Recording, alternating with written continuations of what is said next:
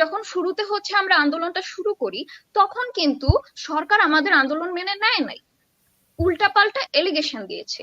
যেমন ওই যে কি বলে, আমাদের মাননীয় প্রধানমন্ত্রী, আসলে মাননীয় বলতেও ইচ্ছা করে না সত্যি কথা যেটা আপু, উনি হচ্ছে মানে সাংবাদিকদের সম্মেলনে কি অদ্ভুত কথা বললো, যে কোটা কারা পাবে এটার জবাবে মুক্তিযোদ্ধার নাতি নাতনিরা পাবে না তো কি রাজাকারের নাতি নাতনিরা পাবে।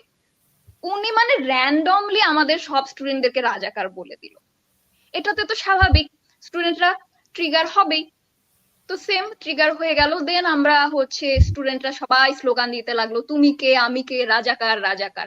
এন্ড ফানি ব্যাপার হচ্ছে আমাদের গভর্নমেন্ট, এটা যে একটা আয়রনি, এটা বোঝার মিনিমাম সেন্সটা পর্যন্ত ওদের নাই। এটাও তারা বুঝতে পারতেছে না যে এখানে আয়রনি করা হচ্ছে। আমাদের গায়ে ব্যাপারটা খুবই লেগেছে যে এখানে আমাদেরকে রাজাকার বলা হয়েছে।